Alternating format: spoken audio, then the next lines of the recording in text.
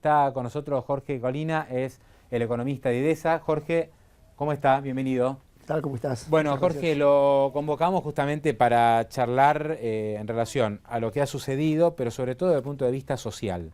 ¿Cuál es el trasfondo social detrás de todo esto? Ustedes también hicieron un informe muy interesante relacionado a los sueldos de la policía en Córdoba, por ejemplo, ¿no? Cómo hoy el sueldo real de la policía cordobesa más que duplica el sueldo que ganaban, por ejemplo, en el año 2004. Sí, es así. Digamos, lo que queríamos mostrar es la Argentina en los últimos 10 años ha abocado muchos recursos a temas sociales y entre esos el tema de la seguridad. Si uno mira, por ejemplo, la cantidad de policías en la provincia de Córdoba pasó de 15.000 a 24.000 en 10 años. O sea, mucha más policía y mejor paga. Y mejor pago. Y el salario pasó, digamos, en términos reales, desde 4.500 pesos a precios actuales a 9.500 más o menos. Es un salario promedio. O sea, ¿no? que hoy un policía en términos de poder adquisitivo gana el doble de lo que ganaba hace 10 años. Gana el doble que ganaba hace 10 años. Y además, hace 10 años había 225 personas por policía y hoy hay 150. Es decir, cada policía cuida menos habitantes. Es decir, en términos de Ahora, recursos... estos 9.000 y pico de pesos es después del último aumento, ¿no? No, es antes. Antes del último aumento. Sí, y además es promedio. Claro. Que no se confunda con estos 8.500 que se habla, porque ese 8.500 son básicos. Claro. Este otro es el salario va por encima. Claro. Entonces lo que decimos es, la verdad que falta recursos, no hubo, considerando de que bueno, se hizo un esfuerzo. Lo que parece que está faltando es el tema de la gestión. Y casi como en todos los órdenes del Estado. O sea, se puso mucha plata en educación y ahora vemos con los resultados educativos que la calidad no es buena. Lo mismo con la salud, se pone mucha plata en los hospitales y luego hay, digamos, carencias. Y el tema de la seguridad lo estamos viendo ahora. Es decir, se puso muchos recursos en seguridad, hay más policías, está el mejor pago que hace 10 años atrás.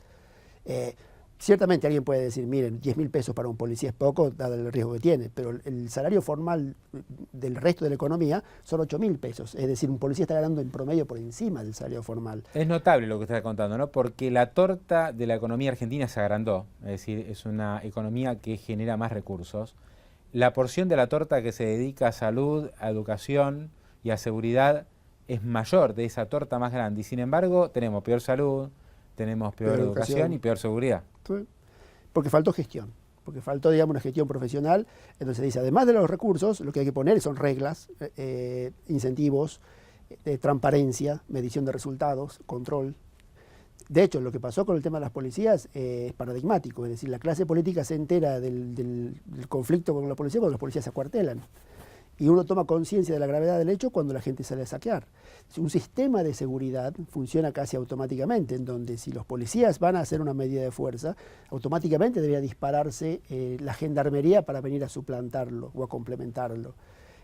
Y sin embargo hemos visto, digamos, que estaban el gobernador con el jefe de gabinete, digamos, cruzando llamados o tweets. No es la forma como que se maneja la seguridad de un país. O sea, en ese sentido, digamos, el tema de la seguridad, ¿dónde faltó la gestión? En que no se haya previsto con antelación todo lo que iba a suceder. ¿Y qué va a pasar con los reclamos salariales? En estos momentos de la policía están consiguiendo subas muy fuertes, en algunos casos como la provincia de Buenos Aires más del 65%, en Córdoba 100% en algunos casos, digamos, son aumentos muy importantes. ¿Las provincias van a estar en condiciones de enfrentar este incremento o lo vamos a pagar entre todos? En el sentido de, digamos, acá no hay fórmulas mágicas. Esto se pagó con más tarifa, ¿no? O sea, que reste recursos que hoy el gobierno dedica, por ejemplo, a subsidios y se dedique a pagar la seguridad, y si no va a ser vía tarifas y no hay recursos, será vía emisión monetaria, por lo tanto lo pagaremos todos con más inflación, ¿no? Creo que ha sido también la fórmula elegida por el gobierno en estos últimos años, que se pague con inflación lo que el Estado no puede afrontar con recursos propios. Sí, el tema es el efecto contagio de esa pauta salarial. O sea, claramente el tema de la policía está logrando aumentos por encima del 30%. En febrero viene la paritaria docente digamos, la plantilla de las provincias, los docentes son los que más plata cuestan. Ellos, digamos, tienen que negociar salarios, seguramente que van a pedir algo muy cercano a lo que consiguen los policías. Y luego vienen las paritarias del sector salud provincial, digamos, de los hospitales públicos. Capitanich venía con la idea de fijar un techo del 18%. Este techo yo creo que ya ha quedado absolutamente superado. Ningún trabajador público va a aceptar un aumento menor al que están consiguiendo la policía.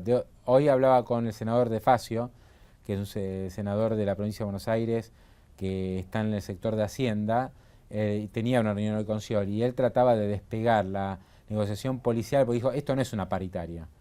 Esto es un reconocimiento que se le hace a la policía, pero no es una paritaria. Las negociaciones colectivas con el gremio docente o sanidad van a ir por otro lado, queriendo despegar lo que se ha arreglado con los reclamos que se aproximan. Y la verdad es que si se aspira a tener, digamos, unas pautas salariales del orden del 18%, no solo para el sector público, sino también para el sector privado, deberían ir por ese enfoque, en el de decir, bueno, en el caso de la policía no es un trabajador común, como se dice, no está claro que ellos puedan tener medidas de fuerza decididas unilateralmente como lo hicieron, y por lo tanto no es una paritaria, es simplemente, digamos, una retribución a la policía. O sea, separar el tema de la policía del resto de los trabajadores del sector público es consistente con la idea de tratar de preservar para el año que viene una pauta salarial que esté por debajo del 20%. Claro, y es factible que eso suceda, porque estaba viendo también otra encuesta de una consultora privada, decía la expectativa de aumento salarial en las empresas es del 26% para el año que viene. O sea, nadie en el sector privado está proyectando el 2014 con una pauta del 18. Son más realistas y dicen, no, el año que viene vamos a tener que aumentar al 26. Sí, eso es cierto. Dado que la inflación es del 26%, las empresas hacen pautas para el año que viene del 26%, que lo hacen en todo caso escalonado. Empezaron a pensar las empresas, empecemos a escalonar desde el principio de año y no demos aumentos bruscos en algún momento, porque luego eso tiene una, digamos, queda como que luego la inflación los licúa. De otra forma, digamos, si vamos dando pequeños aumentos en marzo, en junio, luego septiembre y terminamos diciembre, podemos, digamos, por lo menos financieramente, ablandar el peso que tienen los aumentos. Pero siempre están pensando en orden del 24 o 26%. Ahora, si uno ve el coeficiente de variación salarial del INDEC, que creo que es uno de los pocos índices todavía más o menos creíbles que tiene el INDEC, de ahí surge que el aumento del sector privado ha estado muy por encima del sector público en los últimos 10 años, ¿no? En forma consistente, el índice salarial para el sector privado aumenta más que el público. Si esto uno lo toma tal cual, surge que evidentemente acá lo que hay es un retraso, así como hay distorsión de precios relativos en la economía, también aparentemente habría distorsiones salariales, donde el sector privado en blanco, porque también hay sector privado registrado y no registrado, pero el trabajador privado que está en blanco obtiene mayores aumentos que el sector público de manera consistente en los últimos 10 años. Y esto aparentemente se está empezando a corregir, a la fuerza, pero se va corrigiendo. No, hay que tener cuidado, porque el coeficiente de variación salarial no mide bien lo que es la evolución del salario público. El privado lo hace bastante aproximadamente. Ahí el privado está creciendo al orden del 28%. En realidad, cuando el verdadero dato de salarios es el que da el INDEC en base a las declaraciones juradas de los empleadores en la FIP, y ahí surge que la evolución del salario público ha ido en consonancia con lo que fue también el salario privado.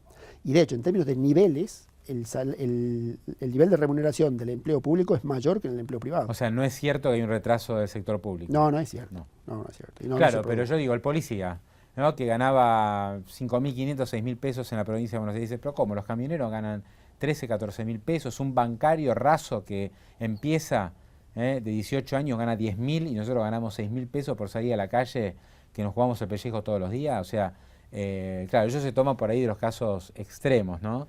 En realidad los casos tienen una explicación. El sector bancario siempre fue el que mejores salarios pagó, pero también es el que menos empleo da, o sea, el 3% del empleo formal está en el sector bancario. Además, con la automatización cada vez hay menos empleos bancarios. Distinto del caso de los camioneros y de los colectiveros. Ellos tienen salarios muy altos, casi generalmente por encima de los 10.000 pesos, llegan a los 15.000 pesos, eso es cierto, pero porque son sectores subsidiados. Y ahí entra el tema de los subsidios. Es decir, cuando uno habla... Es decir, que subsidio no es solamente un subsidio al boleto, sino al salario de también algunos al salario de los que manejan, digamos. Claro, con lo cual, cuando venga la hora de revisar los subsidios, el problema va a ser grave de verdad, porque no solo que va a haber tarifazos, sino que ciertos trabajadores van a tener que resignar parte de su salario real. Claro, no se les va a poder mantener el aumento que tuvieron en los últimos años. Claro. Ahí viene el gran interrogante. Es más, y yendo a los subsidios, o sea, el año pasado los subsidios llegaron a ser 100.000 millones de pesos. Este año, a septiembre, ya eran 100.000 millones, con lo cual se estima que va a 140.000 más o menos. Va a cerrar en 140.000 claro, en diciembre, pero a septiembre ya era el mismo número del año pasado, con lo cual faltando 3 meses más cierra 140. Ahora, cuando mira, ¿dónde están los subsidios? Bueno, 50% de eso, o sea, 50 millones, es energía, Camesa, Enargas, o sea, electricidad y gas. 30% es transporte y un 15% es a las empresas públicas, como aerolíneas, como AISA. Y luego hay un 5% adicional que son, digamos, subsidios que siempre estuvieron como a la industria, al campo, agroforestales y este tipo de cosas. Pero los relevantes es el 95% este que decíamos. Entonces hay 30% de los subsidios, o sea, 30.000 millones, van al transporte, ya sea trenes, colectivos, y también en algún momento fueron a camiones. Entonces, cuando se revisen esos 30 millones, van a caer el tema de los salarios de los trabajadores. ¿Las provincias están en condiciones de hacer frente a los aumentos que se están estipulando con las policías o le van a finalmente a tocar la puerta a la nación? Ayer, por ejemplo, Colombi, ¿no?, que hoy reasume en Corrientes, decía, estamos arreglando un plus de 400 pesos mensuales para el sector público, no solamente la policía de Corrientes, en enero. Aparte dieron 400 en diciembre y van a dar 300 más en enero, como una suerte de bonus navideño. Pero al mismo tiempo dijo, le vamos a pedir 1.500 millones al gobierno nacional. Me parece que esto se va a reiterar. O sea, muchas provincias que están arreglando hoy con la policía no van a tener otro remedio que ir a pedirle a la nación que le gire los fondos. Y sí, cuando uno mira, por ejemplo, el tema de las policías, paradójicamente, las provincias más grandes, Buenos Aires, Santa Fe, Córdoba y Entre Ríos, que son las que tienen los conflictos, ellos además cuando suben el salario del policía aumentan las jubilaciones de los policías y los sistemas previsionales de los policías que los manejan esas provincias tienen una relación casi 1 a 1 de jubilados con activos y además son jubilados jóvenes porque se retiraron antes por el régimen de retiro de la policía, es decir que tiene un efecto multiplicador cada aumento que uno le da a los policías. Y lo otro es que va a depender cómo esto impacta en las paritarias con los docentes y el sector salud, que si bien se dice, van a tratar de separar lo que son los policías de lo que es el resto de los empleados públicos, hay que esperar a ver cómo esto... Es el gran test que tiene por delante Jorge Capitanich, es decir, cómo va a ser para negociar con el sector de educación, porque la paritaria docente se ha transformado en un caso testigo, lo que en su momento era el acuerdo con Moyano con camioneros, que él pactaba primero con Moyano y esto se derramaba al resto de los sectores. Ya como Moyano en la CGT disidente, el sector que queda realmente como guía es el docente que tiene paritaria que arranca en enero y se cierra en febrero. Y me parece que es hora de empezar a plantear el tema de la coparticipación, porque estamos viendo que los grandes conflictos en Argentina vienen por el lado de los docentes, de los hospitales y de la seguridad.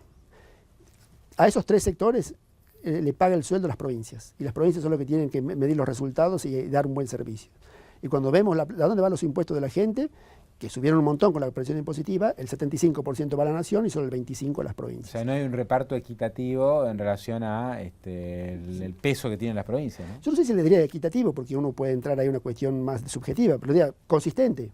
O sea, si la provincia tiene que pagar a los docentes, a los médicos y enfermeras y a los policías, debería irle automáticamente más plata de los impuestos. Es más, y por eso es que estamos hablando de ayudas. La provincia agarra y dice, me hace un paro los docentes, vamos a ver qué ayuda me da la nación. Me hacen un paro los policías, qué ayuda me da la nación. Me hacen un paro al hospital. Y no debería ser así. Corina, lo último, ¿cómo imagina el 2014 con este escenario? Digamos que se abrió relativamente promisorio con Capitanich, Fábrega en el Banco Central, un discurso menos confrontativo, la idea de conseguir financiamiento internacional, pero ahora estalla este conflicto, evidentemente hace agua la caja en pesos. ¿Qué escenario se plantea para el 2014? Un escenario complicado, desde el punto de vista de que la inflación, cuando comienza, parece controlable, pero cuando uno la quiere controlar se da cuenta que no es tan controlable. ¿Por qué? Porque genera otro tipo de expectativas.